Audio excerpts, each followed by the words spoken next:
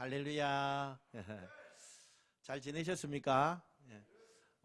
코로나19가 진짜 확진자들이 많이 나타나서 걱정이 많이 되기도 합니다. 하지만 또 하나님을 믿는 백성은 또 오늘 제가 말씀을 하겠지만 깨어서 기도하고 정신을 차리고 이렇게 나아가면 반드시 이 어려움도 이겨내고 하나님의 사랑이 또 가득 넘치게 되어서 가정에도 또 사업처에도 직장에도 하나님의 은혜와 인도하심이 반드시 나타날 줄 믿습니다. 참 힘든 시기에 살지만 우리가 이 시기일수록 더 하나님을 가까이 하고 그래서 하나님이 주시는 체험을 또 가지고 그렇게 살아가시길 축원합니다. 우리가 지난 시간에 어떤 이야기를 했습니까?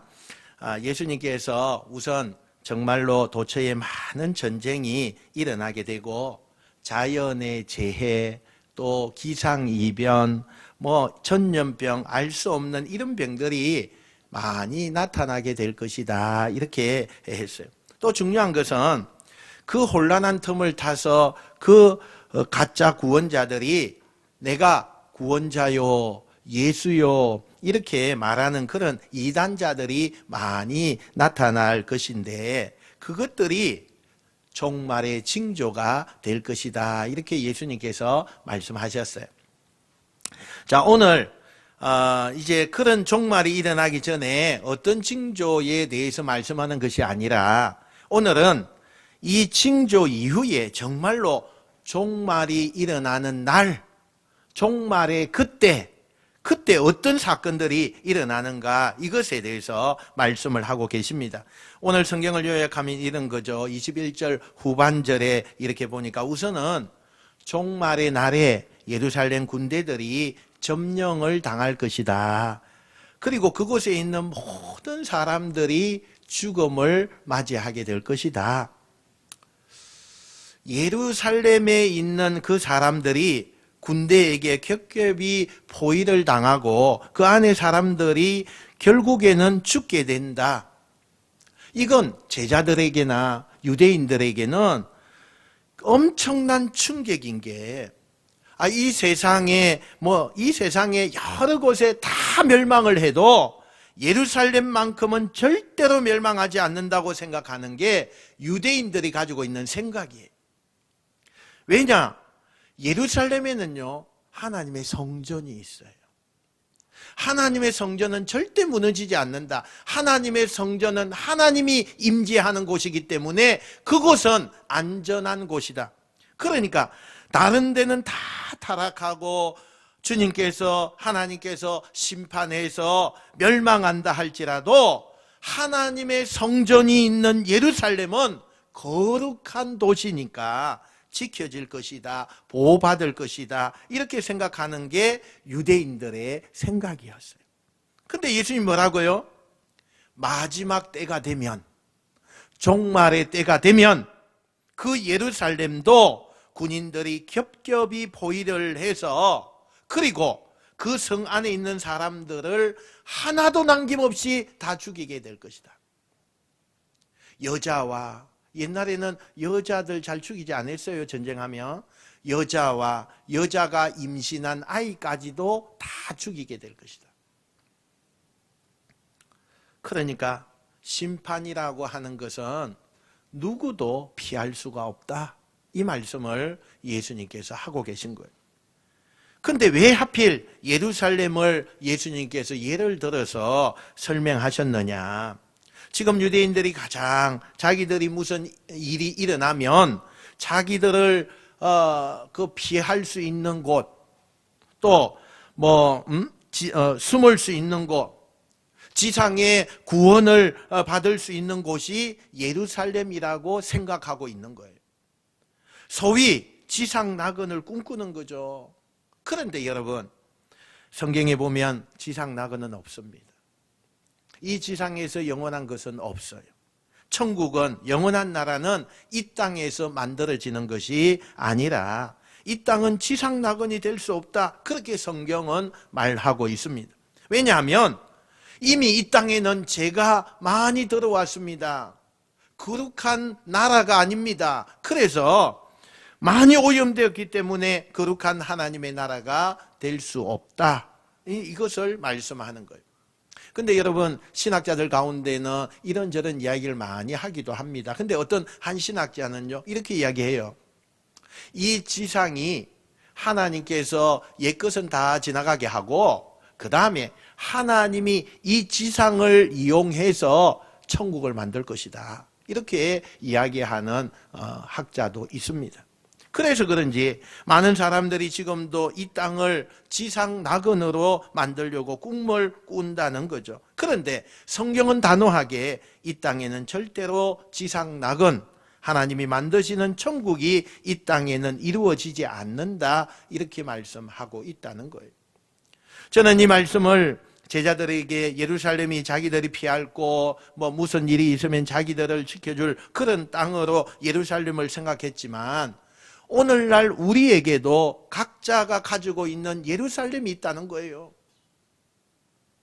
어떤 사람은 무슨 일이 생기면 부모가 날 지켜줄 것이다. 어떤 사람은 남편과 아내가 나를 이해해주고 끝까지 나를 지지해 줄 것이다. 또 어떤 사람은 회사에 내가 청춘을 바쳐서 이 회사를 위해서 내가 몸 바쳐서 회사를 일으켜 세웠는데 이 회사는 나를 배반하지 않을 것이다. 이런저런, 그게 다 뭐예요? 예루살렘이라는 거죠. 여러분, 이 친구만큼은, 이 관계, 인간관계만큼은 절대로 나를 배신하지 않고 내 마음을 이해해주고 무슨 일이 있어도 끝까지 내 편이 되어줄 거다, 이렇게 기대하고 내가 가장 믿는 어떤 대상, 이런 것이 우리에게 다 있다는 거예요. 근데 여러분, 그게 가능합니까? 지금 예루살렘이 멸망한다고 예수님이 선언하시는 것은 이 세상은 믿을 것이 못 된다라는 것을 말씀하고 있는 거예요. 이 세상을 믿지 말라는 거예요. 많은 사람들은 이 세상을 너무 믿어요. 이 세상이 무슨 우리에게 구원이 되고 우리가 피할 곳이 되고 마지막 종말의 때에 나를 지켜줄 수 있는 곳이다. 많은 사람들이 그런 생각을 가지고 살아간다는 거예요. 그러나 그렇지 않다는 겁니다. 근데 어떤 사람들은 이 세상을 너무 믿는 거예요. 예루살렘이 날 지켜주는 것처럼 어떤 사람에게는 돈이 예루살렘이고요, 어떤 사람에게는 자기가 전공하고 지식으로 가지고 있는 그것이요 나를 먹여주고 나를 영원히 있게 할 것이다 라고 생각을 하고요, 어떤 사람은 끝까지 이 세상에 내가 믿을 것은 이것밖에 없다 하면서 자기가 꼭 쥐고 있는 그런 것이 있다는 거예요. 끝까지 나를 지켜줄 수 있다고 생각하는 예루살렘을 모든 사람들이 한쪽에 마음 중심 어떤 쪽에다가 가지고 있다는 거예요. 여러분, 이 세상은 영원하지 않습니다. 여러분, 이 세상이 나를 지켜주지 못해요. 또 그 종말의 때에는 어떤 일이 일어난다고 해요? 하늘과 별들이 흔들리고 바다가 요동칠 것이다. 이미 우리가 얘기했듯이 자연의 재해, 그것이 일어난다고 해요. 얼마나 많은 이변이 많이 일어납니까? 지금 엘니뇨 현상, 가뭄, 그 다음에 뭡니까? 홍수, 폭설, 적조, 또는 남극의 빙하가 녹았어요. 해수면이 상승하는 거, 이게 물론 징조죠. 이미 우리에게 징조가 오고 있죠. 그런 일을 통해서 이 마지막 때에는 하늘의 별이 흔들리고요, 바다가 요동칠 것이다. 이건 없어진다는 거예요. 이거 없어진다는 거예요. 하늘과 땅과 바다가 아예 그 자체가 우리가 살고 있는 이 세상이 없어진다는 거예요. 그럼 뭐예요? 구원받을 사람과 심판에서 멸망받을 사람으로만 나뉘어지는 거예요. 그게 종말이라는 거예요. 그러니까 이 이야기를 지금 제자들이 들으면서 그 예수님의 말씀이 너무 무서운 거예요. 여러분, 예수님께서, 저는 이렇게 실감나게 얘기를 못했지만 제자들에게 이 상황을, 종말을 얘기하면서 굉장히 실감나게, 그리고 아주 음하게 그렇게 아마 얘기했을 거예요. 이 얘기를 제자들이 들으면서 진짜로 종말이 오면 우리 어떻게 될까? 우리 어떻게 살지? 그 무시무시한 주님의 재림 속에 심판하실 때 우리 어떻게 해야 돼? 막 이렇게 두려워하고 있는 거예요. 그때 두려워하는 이 제자들에게 예수님께서 이렇게 말씀하십니다. 28절에 보니까요, 이런 일이 되기를 시작하거든 종말이 시작된다는 거예요. 그때는 일어나 머리를 들라, 이렇게 해요. 이 말이 무슨 말이냐? 너무 종말의 날 걱정하지 말고 오히려 너희들이 당당하게 머리를 들어라, 머리를 들어라, 그런 얘기예요. 아니, 이렇게 무시무시하고 엄청난 일이 나타나고 정말 내가 눈을 들어서 볼 수 없을 만큼의 그런 무시무시한 일이 벌어지고 있는데 어떻게 당당하게 일어설 수 있냐? 제자들이 그런 의문을 갖고 있잖아요. 왜 당당하게 예수님께서 그 종말의 때에 너희들이 무서워하지 말고 당당해져라 이렇게 말씀하셨느냐? 그 이유가 27절에 있어요. 우리 27절 한번 같이 읽어봅시다. 시작. 그때에 사람들이 인자가 구름을 타고 능력과 큰 영광으로 오는 것을 보리라. 아멘. 여러분, 죽을 것 같은, 멸망당할 것 같은 그날에도 주님을 믿는 이 제자들이 왜 당당해야 되느냐? 왜 당당해야 돼요? 오늘 27절에 이 땅에 하늘과 땅에 왕으로 오실 분이 있는데 그분이 누구라고요? 예수님이다. 예수님이다. 여러분, 이 땅에 우리가 누구를 위해서 살고 있죠? 이 땅에 여러분, 오늘 이 예배가 누구를 위해서 지금 예배가 드려지고 있습니까? 예수님. 예수님이 다시 재림하는 순간 이 땅을 심판하시기 위해서 마지막으로 오시는 그날은 예수님을 믿지 않는 사람들에게는 그 심판을 통해서 영원히 죽는 날이지만 예수님을 믿고 그 믿음을 지키는 사람에게는 그날이 무슨 날이에요?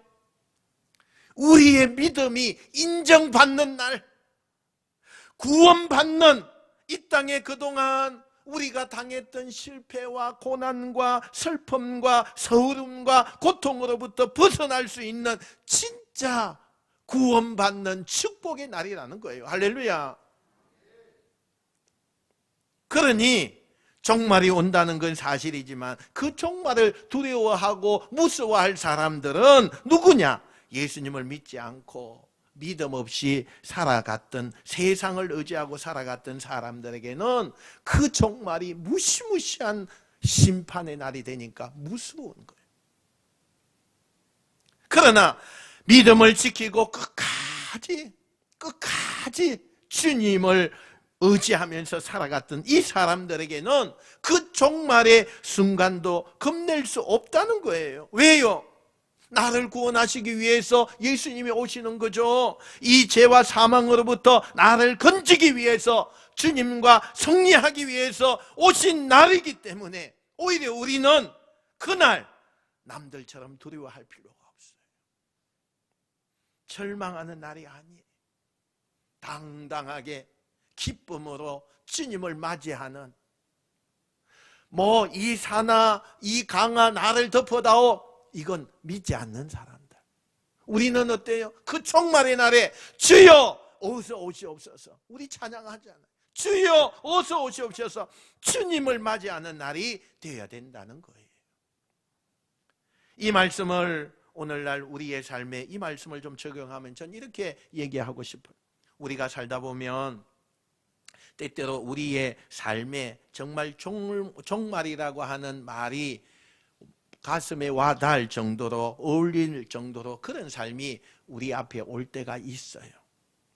말 그대로 내 인생의 최악의 어려움과 위기와 환난을 만났을 때, 어떤 사람은 사업이 망해서 재기가 불가능한 그런 완전히 그냥 폭삭망한 그런 추락한 인생이 있고, 그래서 가정에 위기가 오고, 또 부부간의 위기가 오고, 친구들과 내 주변의 사람들이 나를 외면하고, 어떤 사람은 건강이 나빠서 최악의 그 상황에 들어가서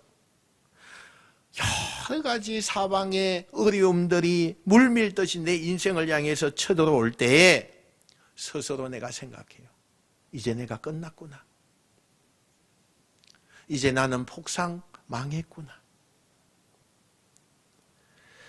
정말 같은 정말 그런 상황에 나는 이제 끝났다. 나는 멸망이다. 나는 재기할 수 없다. 희망이 없다. 이런 느낌을 가지고 사는 인생들이 얼마나 많아요. 얼마나 많아요. 오늘 그렇게 절망을 느끼고 아무 희망도 없이 나는 이제 끝났다고 생각하는 그 인생들에게 이 말씀이 어떻게 들려져야 되느냐. 다른 건 다 그냥 내려놓고 다 잃었다 할지라도 아무것도 내가 붙잡을 게 없다 하더라도 유일하게 그래도 믿음을 가지고 주님을 놓지 않고 주님을 부를 수 있고 주님을 기억한다면, 아니 주님을 믿었던 사람이라면 그 최악의 종말의 순간 같은 운명 앞에서도 당당하게 주의 이름을 부르고 주님을 바라볼 때 그 종말은 종말이 아니라 새로운 희망이 된다는 말씀입니다. 세상에서는 우리가 무엇 하나 희망이 없어요. 지푸라기라도 붙잡고 싶은데 그것도 없어요.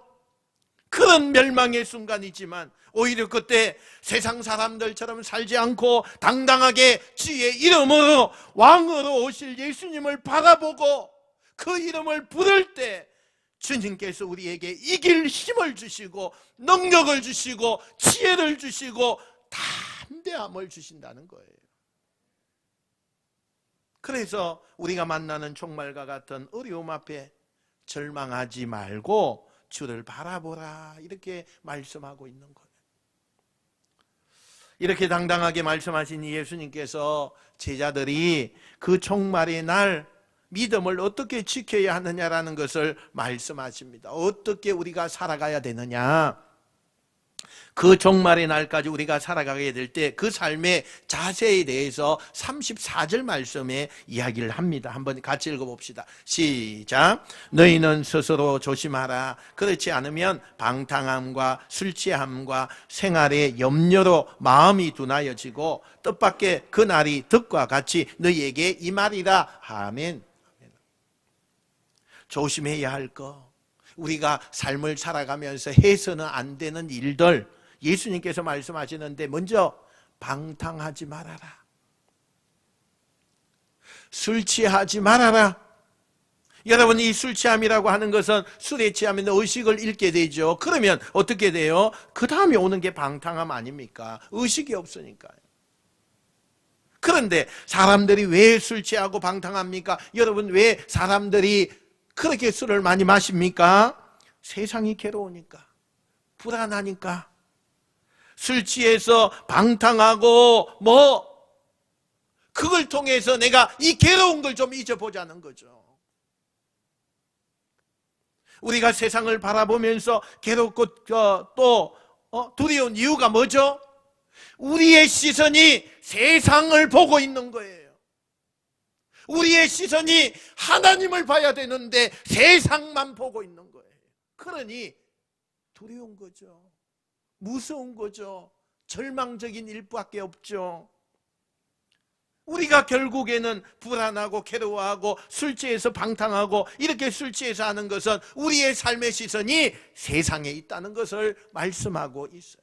점점점 이 세상이 혼란해지고 이 세상만 의지했는데 이 세상이 나한테 주는 것은 만족을 주지 못하고 평안을 주지 못하고 답을 주지 못하니까 우리는 세상 앞에 자꾸만 불안해지는 거예요. 그래서 저는 오늘 이 34절 말씀을 이렇게 해석하고 싶어요. 세상을 의지하거나 세상을 바라보지 말아라.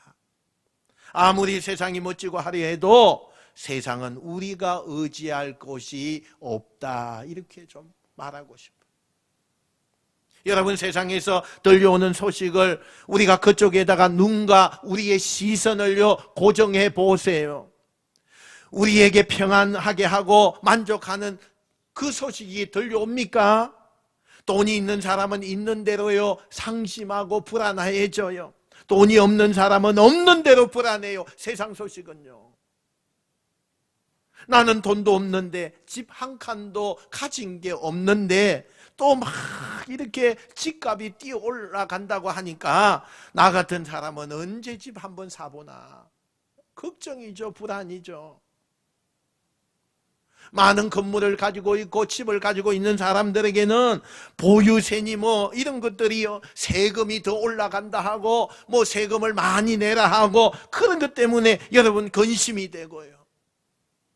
뭐 여기저기서 젊은이들의 문제, 취업의 문제, 뭐 자연의 문제, 재해의 문제 이런 소식을 세상 얘기의 가운데 들어보세요. 여러분, 세상 얘기는 우리한테 평안을 주고 소망을 주고 우리에게 희망을 주는 소식은 하나도 없어요. 전부 다 우리를 불안하게 해요.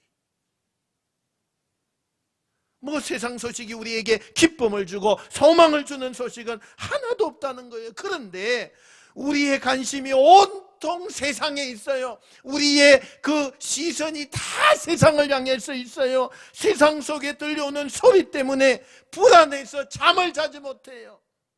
술을 먹고 술 취하고 방탕하고 염려할 수밖에 없는 일들이 세상 속에서 우리에게 온다는 거예요. 그러면 어떻게 해야 되느냐? 그 세상에 시선을 주지 말고 36절에 예수님께서 이렇게 말씀을 하죠. 한번 같이 읽어봅시다. 오늘 본문이 시작. 이러므로 너희는 장차 올 이 모든 일을 능히 피하고 인자 앞에 서도록 항상 기도하며 깨어 있어라 하시니라. 할렐루야. 여기에 기도하고 깨어 있으라고 하는 이 얘기는, 기도하는 것은 하나님의 뜻을 구하라는 얘기이고, 깨어 있으라는 것은 주님이 언제 오실 줄 모르니까 주님 맞이하기 위해서 깨어 있어야 된다라는 그런 이야기예요. 그러면 우리가 기도하고 항상 깨어 있으려면 어디를 바라봐야 돼요? 우리의 시선이 어디를 향해 있어야 돼요? 예수님을 바라봐야 돼요. 아니, 우리가 기도하는 거고 그래야 주님이 언제 오시는지 알 거 아니에요. 그러니까 이 말은 세상에다가 너희가 시선을 고정하지 말고 우리의 시선을 하나님께 두라, 그 말씀을 하고 있어요. 여러분, 불안하십니까? 만족이 없습니까? 염려가 생깁니까? 여러분의 시선이 세상에 머물고 있기 때문이에요. 그 시선을 하나님께 두시는 여러분 되시기를 축원합니다. 하나님을 바라보면 하나님은 이 세상처럼 우리에게 우울한 소식을 주시는 분이 아니에요.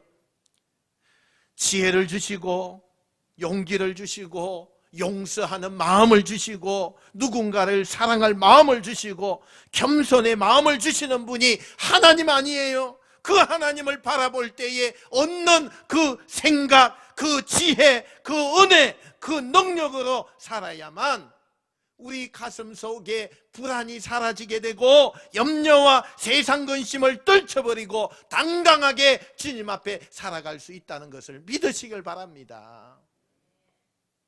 오늘 하나님이 우리에게 묻고 계십니다. 너의 시선은 어디에 있느냐? 내가 바라보는 것은 어디냐? 지금 너는 하나님을 바라보고 있느냐? 아니면 세상을 바라보고 있느냐? 나를 불안하게 하는 이 세상의 소식에 여전히 내가 시선을 두고 하나님께 내 시선을, 눈을 열어 볼 수 있고 그렇게 바꾸어서 하나님을 바라봐라, 이렇게 말씀하시는 주의 음성을 들으시길 축원합니다.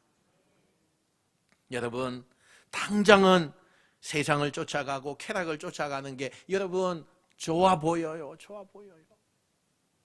그러나 진정 우리의 인생을 복되게 하는 것은 오직 하나님을 바라보는 데 있어요.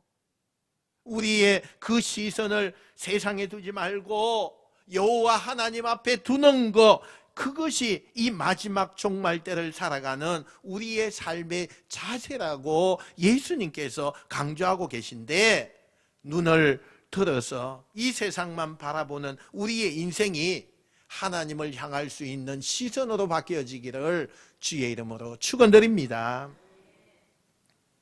예수님께서 이렇게 이제 종말의 징조 그리고 종말의 때 일어날 일, 이런 걸 다 제자들에게 가르쳐 주셨어요. 그런데 예수님이 이제 해줄 얘기를 다 해준 거예요, 제자들에게. 그러면 이렇게 이제 공식적인 사역을 다 마쳤으면 예수님이 이제 좀 쉬셔도 돼요. 그죠? 좀 쉬셔도 돼요. 이제 제자들에게 하늘의 비밀과 종말 때 일어날 일들과 그날에 어떻게 우리가 살아야 될 것인가 이런 것을 다 말씀하셨기 때문에 이제는 좀 쉬고 개인적인 생활도 좀 하고 이렇게 하면 좋을 텐데 예수님께서는 곧바로 다시 일상으로 돌아가시는 것을 보게 돼요.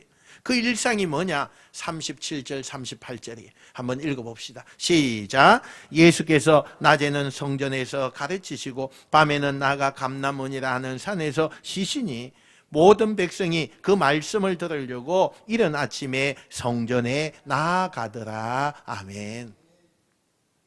제자들에게 엄청난 이 종말에 대한 이야기를 뭐 비밀까지도 다 얘기해 주시고 나서 이제 다 했잖아요. 그러면 예수님이 이제 좀 쉬시고 당신의 시간을 좀 가져도 되는데 다시 그 다음 날부터 늘 하던 대로 성전에 가서 말씀을 선포하고 말씀을 전하는 일을 했다는 거예요. 여러분, 이 대목에서 저는 이런 생각을 해봐요. 예수님의 심정이 이때 어땠을까? 예수님의 마음이 지금 어떠했을까? 여러분 한번 상상해 보세요. 예수님이 지금 예루살렘에 들어오셨어요. 예루살렘에 무슨 일이 일어나는 겁니까? 지금 십자가의 엄청난 고통과 그 처형이요 예수님을 기다리고 있어요. 바로 지금 여기 있는 예루살렘에서 이 일들이 진행될 거예요. 그런데 여러분, 예수님께서 일어나는 일을요 다 알고 계세요. 알고 계세요. 지금 예루살렘 안에는 숨막히는 긴장감이 감돌고 있고요. 바리새인들과 사두개인들이요 정말 예수님을 고발해서 종교적으로 종교법으로 예수님을 지금 십자가에 처형하려고 하고 거기에 로마의 그 군인들이 같이 동성하고 정치인들, 권력자들 뭐 이런 사람들에게 예수님이 지금 비난을 받고 미행을 당하고 있어요. 예수님이 정말 아주 최악의 위기 상황에서 최악의 스트레스를 아마 받고 있는 거예요. 그런데 예수님은 아무렇지도 않게 다시 말씀을 전하려고 성전에 가서 또다시 그 많은 대중들에게 하나님의 말씀을 전하셨다는 거예요. 예수님이 정말 심적으로 아무렇지도 않았을까요? 그 십자가 앞에서 룰루랄라 찬양을 부르고 아무 걱정과 그 스트레스가 없었을까요? 아니라고 생각해요. 예수님의 심장은요 사람과 똑같이 가지고 있어요. 엄청난 그 죽음에 대한 그 스트레스, 그 죽음에 대한 고통, 그래서 예수님께서 십자가의 그 고난을 하나님께 피할 수 있으면 피하게 해달라고 기도하고 있었잖아요. 기도하고 감람산에서 기도했잖아요. 심적으로 얼마나 부담이 크셨는가를 우리가 가히 짐작해 볼 수가 있어요. 근데 왜 자기를 돌보고 좀 자기의 그 여백을 갖지 않고 왜 또 말씀을 전하려고 나오셨을까? 마치 이런 거죠. 우리 어머니들이요 참 그냥 뭐 일을 하려고 태어났는지 보면은 그런 것 같아요. 참 시골에서 그냥 밥 메고 호미를 가지고요 잡초도 제거하고 세상에 어제 수술 받아가지고 성한 곳이 없는데도 그 다음 날에 그냥 호미 들고 밭에 나가서 일을 한다고 그렇게 허리가 꼬부라진 채로 그냥 그 어머니의 마음처럼 이 예수님께서 꼭 그런 거예요. 왜 이렇게 하시는가? 이유는 하나예요. 당신을 생각하는 게 아니라 아직도 진리의 말씀을 너무나 갈급해하는 유대인들, 로마의 억압을 받고서 너무너무 마음이 공허해진 그 백성들, 그리고 가난하고 굶주리고 주님의 손길이 아니면 위로받지 못할 그 많은 대중들, 그 영혼들을 보니까 너무 불쌍한 거예요. 내 코가 석자인데 나도 불쌍한데 누구를 불쌍하게 생각해? 우리의 생각인데 주님의 생각은 달라요.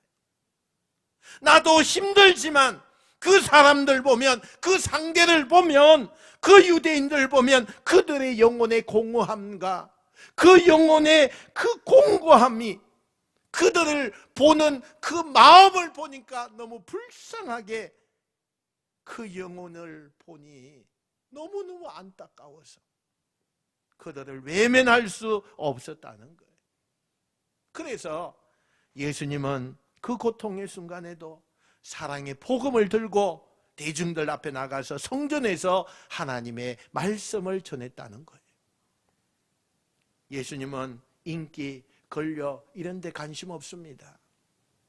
여러분, 지금도 예수님은 힘 있는 사람, 권력 있는 사람 앞에 가지 않아요. 인기 있는 사람 앞에 가지 않아요. 예수님의 관심은 오늘도 그늘진 곳에서 울고 있는 영혼을, 아무도 돌보지 않는 불쌍하고 주눅들고 억눌려 있는 그 영혼들이 눈에 밟혀서 그 사람들 향해서 사랑의 마음을 가지고 다가가시는 분이, 그분이 예수님이라는 분이세요.